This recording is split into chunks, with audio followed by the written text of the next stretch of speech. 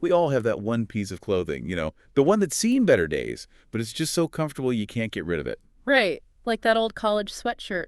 Exactly, but you know what? In some cultures, men's attachment to their old pajamas is like a recognized thing. It's wild. Oh, really? Tell me more. So there's this article from an Arabic magazine, Secrets, and the translated title is, "Why do some husbands insist on wearing the same old pajamas for years? Is it love or just habit?" Okay, that's a headline that grabs your attention. So what's the scoop? What's this article all about? Well, it's pretty funny, but it actually dives into some deeper stuff too. We're talking comfort, nostalgia, maybe even a little superstition, all wrapped up in a pair of old PJs. I am intrigued. Sign me up for this deep dive. Let's unpack this pajama puzzle. Okay, so the article talks about how, for some men, these old pajamas are like the ultimate in coziness, like they've molded to their bodies over time. I can see that. There's actually a scientific reason for that feeling. Is there really? Tell me everything. Well, it goes back to touch being a fundamental human need. Familiar fabrics, especially soft ones, can actually trigger endorphins. Wow. So those worn-in pajamas aren't just comfy, they're like scientifically proven to reduce stress. Exactly. It's a form of sensory regulation. The article even compares these pajamas to a favorite armchair. Oh, I totally get that. It's that feeling of being held, of familiarity. Yes, exactly. Okay, but that makes you wonder, right? Is it really about the pajamas themselves, or is it more about the feeling they represent? That is the million-dollar question, isn't it? And it's not just about the physical sensation. There's a psychological component at play, too. Oh, absolutely. It reminds me of that whole comfort dressing trend we saw during the pandemic. Totally. When the world feels uncertain, we crave that sense of control and security, even in what we wear to bed. Right. We want that cozy, familiar feeling, like a warm hug at the end of a long day. And that actually ties into another layer.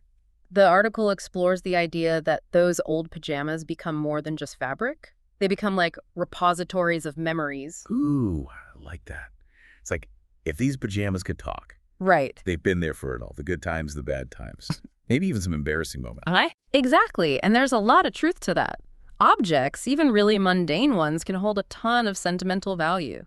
They become tangible anchors to our past experiences, triggering memories and emotions. It's funny, the article actually warns that if you're not careful, those pajamas might start feeling less like sleepwear and more like, friendly ghosts haunting the house. That's a great visual. I know, right? But, it does highlight something interesting about the whole idea of how we form these attachments, and maybe even how that process might be different for men versus women. So are you saying there's like scientific proof that men are more sentimental about their stuff? Because I'm not so sure the ladies would agree with that. Well, it's not necessarily about being more sentimental, but research suggests there might be some differences in how men and women form those attachments. Oh, that's interesting. Tell me more. How so? It seems men often attach sentimental value to objects linked to achievements or milestones in their lives. Like trophies from their glory days. Exactly.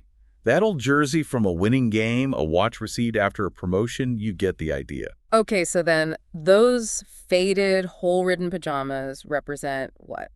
Winning some epic pillow fight. Hey, you never know. But seriously, it could be anything. The pajamas they were wearing during a particularly good time in their lives, maybe a first date, who knows? So it's not just about the pajamas being comfy. It's like they've absorbed the good vibes of that memory. Yes, exactly. Each rip or fade becomes like a badge of honor, a silent testament to a life well lived. And this actually ties into another fascinating point the article makes, which is all about men and their resistance to change. Oh, don't even get me started. Like trying to convince them to try a new restaurant, am I right? It's that classic, if it ain't broke, don't fix it mentality. Absolutely. The article even quotes that, why change it if it works? It's practically the universal slogan for old pajamas, I swear. But really, why is change so hard? Even for something as simple as what you wear to bed. Well, there's a psychological component to it. Breaking a habit, even a small one, takes conscious effort. Right. It takes energy. Exactly. There's comfort in predictability, especially when it feels like the world is anything but. It's like those PJs are a safe space. Yeah. Like these pajamas, no surprises here, just pure comfort and familiarity. Exactly. It's like ordering the usual at your favorite restaurant. You know what you're getting, and there's comfort in that. I feel seen. But for all the partners out there listening, the ones who might be eyeing those faded PJs in the back of the drawer right now, any advice? from the experts? Well, the article actually has some surprisingly good advice for this exact situation. One suggestion is to frame new pajamas as an upgrade rather than a replacement. Oh, that's good. I like that. It's not about taking something away. It's about getting something even better. Exactly. Instead of focusing on what might be wrong with the old pajamas, highlight the benefits of the new ones. A softer fabric, a more modern fit. Ooh, maybe even a built-in phone pocket. Now you're talking. Because honestly, who doesn't love a pajama phone pocket? Game changer. Okay, but we still haven't talked about the most intriguing part of all of this, which is the idea that some men might actually view their old pajamas as lucky charms. Right. This is where the article takes a fun little detour into the psychology of superstition. And, it might seem a little out there at first. Okay, I have to admit, when I first read this, I was like, come on. Yeah. But then I remembered that one shirt I always wear to important meetings. Yeah. The one that just makes you feel on.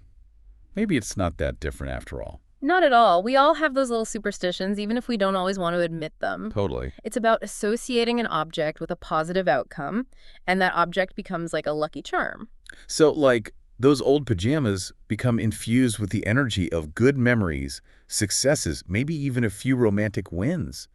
No wonder tossing them out feels like you're tempting fate. Right, like you're throwing away good luck. And the article even suggests, treading lightly if you think your partner might secretly believe their PJs are lucky. It's almost as if those pajamas are less about sleepwear at that point and more about holding on to good fortune. Which, when you really think about it, is a very human thing to do. We all look for those little comforts and reassurances in whatever form we can find them. Absolutely. And that's where understanding the emotions and beliefs that get tied to these seemingly random objects can be so crucial in a relationship. At the end of the day, it's not really about the pajamas, is it? Not at all. It's about, like you said, digging a little deeper and finding those moments of connection and humor in the everyday, those little quirks that make relationships interesting. Exactly. Sometimes a good laugh and a bit of understanding can go a long way. This deep dive might have started with a lighthearted look at men in their old pajamas, but we definitely stumbled upon some pretty insightful stuff about comfort, nostalgia, and how those things can shape our relationship with the things we own and even with the people we love. Totally. We went from threadbare PJs to, the psychology of attachment. It's fascinating how something so ordinary can become so symbolically loaded. And while the article we dug into focused specifically on men, I feel like these insights can apply to all of us, right?